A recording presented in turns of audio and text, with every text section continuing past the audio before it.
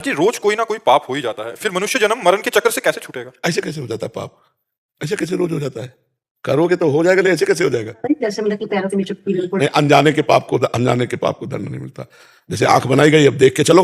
अब जैसे आप इधर उधर देखने लगे तो आपकी गलती हुई ना। आंख बनाई गई, रास्ता देख के चलो। मतलब जीव मर गया या कोई गड्ढा है या क्या है, देख के चलो ना। अब ऐसे अनजाने में जैसे कोई जीव मर जाता है, उसका अपराध नहीं होता, लेकिन चूक और जानबूझ के इसमें, जैसे चूक से अचानक कोई जीव, तो स्वप्न में दंड मिलेगा आपको। भयावह स्वप्न, चाकू मारी जा रही है, ऐसा वैसा, और उसमें क्योंकि चूक से हुआ ना तो स्वप्न में होगा। और जानबूझ के अगर अपराध बन गया तो फिर उसका दंड भोगना पड़ेगा।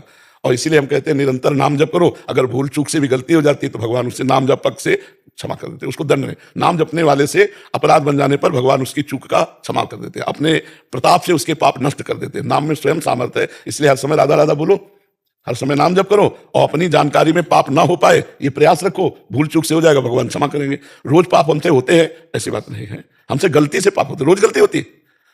ऐसा कैसे हो सकता है कि रोज पाप हो? क्यों रोज पाप होते हैं? नहीं, मेरा भी पाप का मतलब है कि जैसे हम मतलब कीड़े मकोड़े जमीन पे जैसे फर्श धो रहे हैं, वहां पर कीड़े मकोड़े तो साथ में। नहीं, अब जैसे हम फर्श आए समझो, तो फर्श में पहले फूल झाड़ू लगाए, सीधे पोछा थोड़ी लगाएंगे। हम मनुष्य, हमारे अंदर बुद्धि है, हम पहले फूल झाड़ी से जंतुओं को बाहर करते हैं। चींटी है, इनको बाहर। अब हम पोछा लगा रहे, एक चींटी आ रही, हम उसको अंगुली से बाहर करें, या हम फिर उसको किसी कपड़े से या सौनी से, हमारा ये नहीं कि रगड़ते चले जा रहे हैं, वो पाप तो बनेगा। फिर हमारे लिए विवेक दिया गया है। मान लो ककरोच है, हम उसमें डस्टबिन में चढ़ाते हैं, झाड़ू से, रुमाल से ऐसे, और बाहर फेंक देते हैं। जैसे उसको ऐसे मार दिया तो ककरोच बनोगे, मारे जाओगे। वो तो अब छिपकली है, उसकी भी सृष्टि में रचना है। हर जीव का एक अपना स्वतंत्र जीवन है। अब वो कहाँ रहेगा? रहेगा तो हमारे तुम्हारे बीच में ही। कोई भी जीव ऐसे नहीं काटेगा। जब आपका संयोग होगा तो काट लेगा, और संयोग होगा तो तुम बच नहीं सकते, और संयोग नहीं है तो ऊपर से निकल जाएगा, काटेगा नहीं। एक बार हम धाम में थे तो ठंडा ठंडा छाती में लगा, हमने कहा क्या है, तो देखा सांप निकल के, काटा नहीं।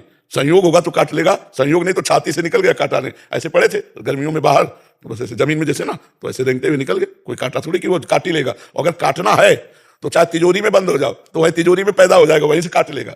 तो हमको चाहिए किसी जीव को मारे ना। अपने आप जैसे कुछ हत्याएं हो जाती है, आप मिट्टी खोदने गए, आपको तो पता नहीं है उसमें कोई जीव कट गया, या आप स्वाभाविक चल रहे हैं, कोई जीव मर, वो उसका अपराध नहीं माना जाता है। हम जानबूझकर किसी जीव की हत्या न करें। सौरभ सिंह जी भरतपुर से। राधा वल्लभ श्री